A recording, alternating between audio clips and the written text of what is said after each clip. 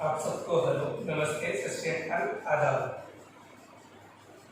आज इस BEd first year की क्लास में एपीसी के प्रैक्टिकल के बारे में हम जानेंगे। एपीसी क्या होती है, एपीसी की डायरी कैसे बनाएंगे, ये सारी बात मैं आपको इस वीडियो के माध्यम से बताऊंगा। जैसे फर्स्ट ऑप्शन ना ईपीसी। ईपीसी क्या चाहिए? सबसे पहले मैं छोटी सी स्टोरी बताता हूँ आपको कि पिछली बार जब मैं प्रैक्टिकल हो रहा था आपका एक्सटर्नल जी आए थे, तो उन्होंने स्टूडेंट से पूछा कि ईपीसी की फुल फॉर्म क्या है। उस समय उनको ईपीसी की फुल फॉर्म भी पता नहीं थी क्योंकि उन्होंने क्लास मिस कर दी। वैसे ईपीसी की फुल फॉर्म होती है इन हैविंग प्रोफेशनल कैपेसिटी, यानी व्यवसायिक अभिक्षमता विकास। अब ईपीसी के अंतर्गत अपन कौन कौन से टॉपिक पढ़ेंगे, इसके अंदर कौन कौन सा सिलेबस है या इसमें क्या क्या है, ये बाद में बताता हूँ। देखो इसका फर्स्ट ऑप्शन है information and communication technology in education, शिक्षा में सूचना संप्रेषण तकनीक।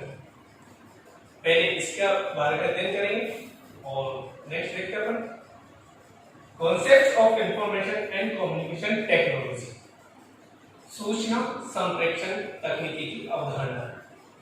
थर्ड है आपका needs of information and communication technology in education, शिक्षा में सूचना संप्रेषण तकनीकी की आवश्यकता है।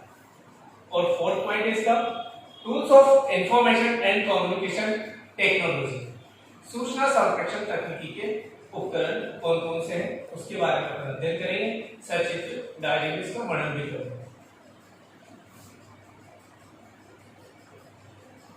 इसके पश्चात अपन देखते हैं कि एक्टिविटीज आती है। सबसे पहले तो अपन जो इंट्रोडक्शन है एपीसी का, जैसे सूचना संप्रेषण तकनीकी, उसको विस्तार से देखेंगे।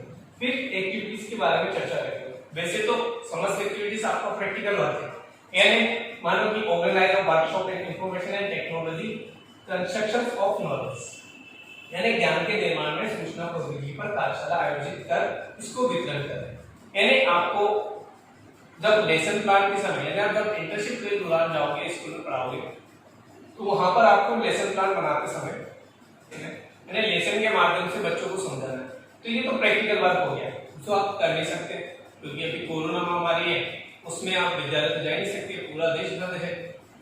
तो अपन यही आपको मैं समझाऊंगा कि आपको ये वर्क कैसे करना है, डायरी कैसे बनानी है, और activities first, activities second, third, fourth, fifth, ऐसे 5 एक्टिविटीज है, उनको कैसे करना है। अपन इसको शॉर्टली करेंगे क्योंकि ये प्रैक्टिकल वर्क नहीं करके अपन ओनली राइट वर्क करेंगे। सेकंड पॉइंट है एक्टिविटीज फर्स्ट की construction of lesson plan of use of audio visual media and computers, यानी श्रव्य दृश्य मीडिया और कंप्यूटर के उपयोग द्वारा पाठ योजनाओं का निर्माण करना। ऐसे ही थर्ड है deliver at the latest and lesson in school by audiovisual media and computers, audio दृश्य मीडिया और कंप्यूटर के द्वारा विद्यालय में कम से कम 10 पाठ योजना का निर्माण करना, यानी आपको लेसन प्लान बनाना है। तो ये तो चैप्टर अपन टॉपिक वाइज क्लियर करेंगे, तो मैं आपको उसके बीच समझाता जाऊंगा। अपन फर्स्ट कॉन्सेप्ट की बात करते हैं जो अपना फर्स्ट है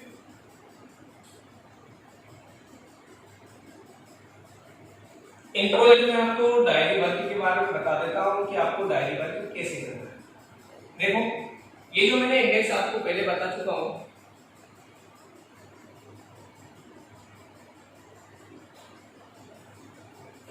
एपीसी को, तो आप डायरी के आगे के 2 पृष्ठ को आपको छोड़ना है ताकि आप ये इंडेक्स बना सको उसमें। और आपको जब डायरी वर्क करोगे तो जैसे सबसे पहले तो इंडेक्स बना लिया, फिर डायरी के पृष्ठ पर जैसे ये पॉइंट डाला, इसके बारे में लिखना है, फिर ये डालेंगे, फिर इसके बारे में लिखना है। तो ऐसे पॉइंट टू पॉइंट डायरी बनाना है। और पिक कैसे लगाना है वो भी मैं आपको बीच में स्लाइड्स के माध्यम से समझा दूंगा। डायरी वर्क आपको केवल ब्लू पेन से और ब्लैक पेन यूज में लेना है। टॉपिक लिखने के लिए तो ब्लैक पेन और वर्क करने के लिए ब्लू पेन, इसके अलावा और कोई रंगीन पेन को यूज में नहीं लेना है, और रेड पेन तो बिल्कुल भी यूज में नहीं लेना है।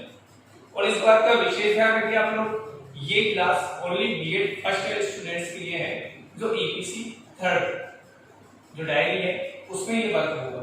और इस चीज का विशेष रूप से ध्यान रखें क्योंकि ईपीसी थर्ड आपकी 50 नंबर की डायरी है तो आपको उस पर जो वर्क करोगे एकदम साफ एंड क्लीन, यानी बिल्कुल सही तरीके से आपको वर्क करना है, कोई गलती ना आए, कोई काटा किसी बिल्कुल भी नहीं चले। तो हम देखते हैं इंफॉर्मेशन एंड कम्युनिकेशन। देखो सबसे पहले इंफॉर्मेशन क्या होती है, यानी सूचना क्या है, इसके अर्थ को जानेंगे सामान्य रूप से। सूचना का अर्थ अपन देखते हैं कि ये प्राचीन काल से चला रहा है। अब इसके आप अनेक प्रकार के अर्थ को देखते हो। सूचना का अर्थ जानकारी है, ज्ञान प्राप्त करना है, किसी चीज का बोध होना है, ये समस्त रूप में अपन सूचना को देखते हैं। सब पर्याय है सूचना के। जैसा कि अपन इस क्लास में देखते हैं सूचना के अर्थ को, मीनिंग ऑफ इंफॉर्मेशन। सूचना शब्द प्राचीन काल से अनेक अर्थों में प्रयुक्त हो रहा है। सूचना प्राचीन काल में एक सामान्य शब्द है जिसका उपयोग विभिन्न प्रकार के संदेशों तक सीमित था। इसके शाब्दिक अर्थ पर विचार किया जाए तो अंग्रेजी भाषा इंफॉर्मेशन का हिंदी रूपांतर है। इंफॉर्मेशन का अर्थ बताना जानकारी, सूचना, समाचार एवं ज्ञान आदि शब्दों से लिया जाता है। सामान्य रूप से सूचना एक व्यापक संपत्ति है जो अपने अंतर्गत विभिन्न प्रकार के ज्ञान को समाहित किए हुए है। विद्वानों ने सूचना शब्द को निम्नलिखित रूप से परिभाषित किया है। देखो आपको जब डायरी में लिखना है तो आप पहले ये टॉपिक लिखना इंफॉर्मेशन एंड कम्युनिकेशन टेक्नोलॉजी, उसके बाद आप सूचना और इंफॉर्मेशन के बारे में लिखोगे। तो ये टॉपिक लिखने के पश्चात नीचे छोटा टॉपिक आता है यानी मीनिंग ऑफ इंफॉर्मेशन। उसमें ये लिखना है सूचना के शाब्दिक अर्थ को और अर्थ को समझाते हुए उसकी डेफिनेशंस। जैसे प्रोफेसर दुबे बोलते हैं अपने शब्दों में, सूचना का आशय उस विस्तृत ज्ञान और व्यवस्था से है जो मानव कल्याण के लिए प्रत्येक विषय पर, प्रत्येक व्यक्ति के लिए प्रत्येक स्थान पर उपलब्ध होती है। पिछली बार तो आपको पता होगा पिछले काल में यानी प्राचीन काल में कि सूचना एक इंसान से दूसरे इंसान तक पहुंचने में उसे काफी समय लग जाता था। कई समान अनेक जैसे सूचना पहले जैसे कबूतर आपने देखा होगा, कबूतर के माध्यम से सूचना पहुंचाना और अनेक प्रकार के साधन थे जो सूचना पहुंचाते थे, दूध के माध्यम से सूचना पहुंचाते थे। लेकिन आज डिजिटल इंडिया है और डिजिटल इंडिया में डिजिटल के माध्यम से सूचना पहुंचाई जाती है और ये सबसे ज्यादा कार्य कर रहा है कंप्यूटर के माध्यम से अक्सर सूचनाएं आदान प्रदान करने बहुत आसान हो चुका है और टाइम की भी काफी बचत है। सेकंड पेपर श्रीमती आर के शर्मा के शब्द, सूचना का अर्थ संप्रेषण युक्त उस उपयोगी ज्ञान से है जो विश्व मानव समाज तथा समस्त जीवधारियों के लिए विकास का मार्ग प्रशस्त करता है। एक डेफिनेशन है डॉक्टर ए बेरोलिया के अनुसार, सूचना मानव समाज वैश्विक विकास की वह उपयोगी कड़ी है जो विकास के साथ साथ पर्यावरणीय संतुलन उत्पन्न करती है तथा उस संरक्षण प्रदान करती है। उपरोक्त परिभाषाओं से ये स्पष्ट होता है कि सूचना का संबंध ज्ञान से होता है। सूचना के आधार पर व्यक्ति कल्याण संभव है, यानी सूचना के आधार पर ही व्यक्ति का कल्याण संभव है। अगर सूचना ना हो तो आप व्यक्ति को किसी प्रकार की जानकारी ना हो और वो कुछ कर ही नहीं सकता। बिना सूचना बिना इंफॉर्मेशन के वो कुछ कार्य नहीं कर सकता।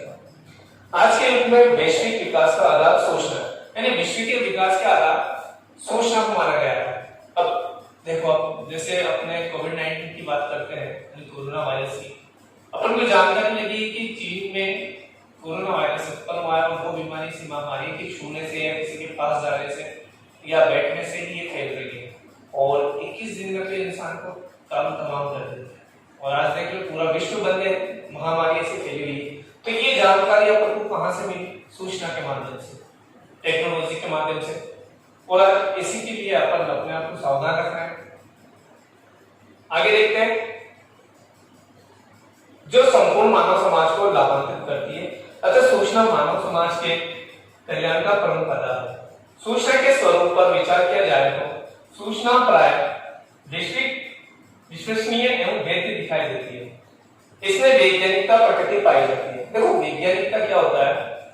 एक ऐसे ज्ञान से लिया जाता है जो सत्य है, जो प्रैक्टिकल के रूप में यानी प्रैक्टिकल से प्राप्त किया जा रहा हो या प्रयोग के माध्यम से प्राप्त हो रहा हो और वो सभी लोगों के लिए उपयोगी हो।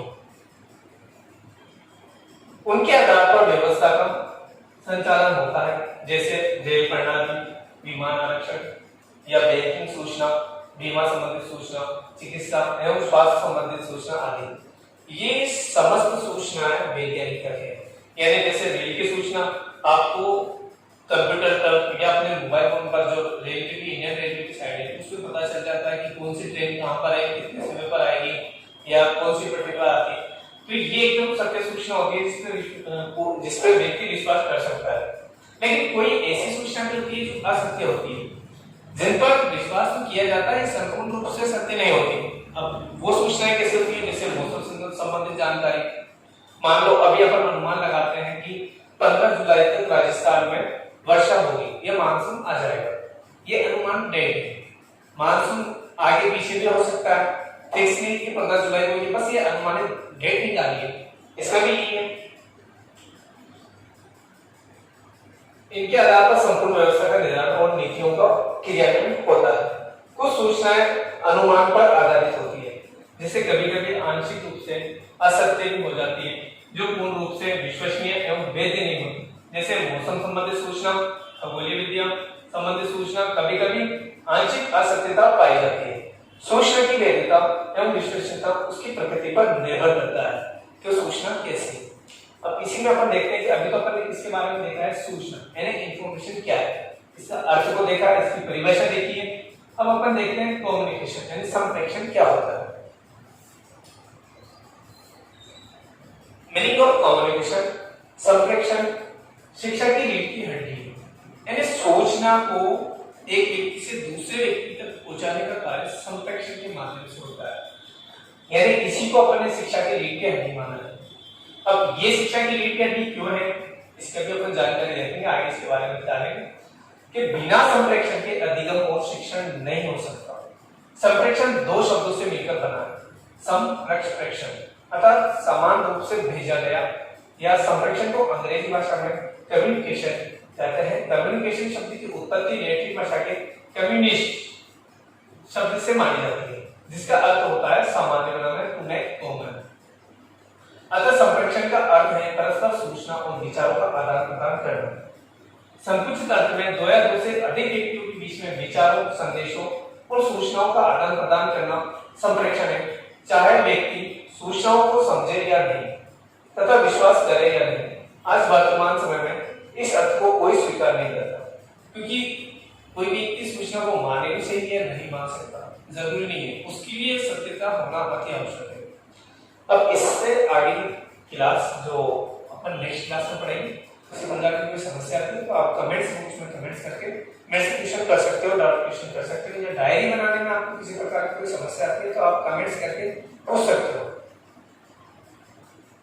ठीक है, ओके।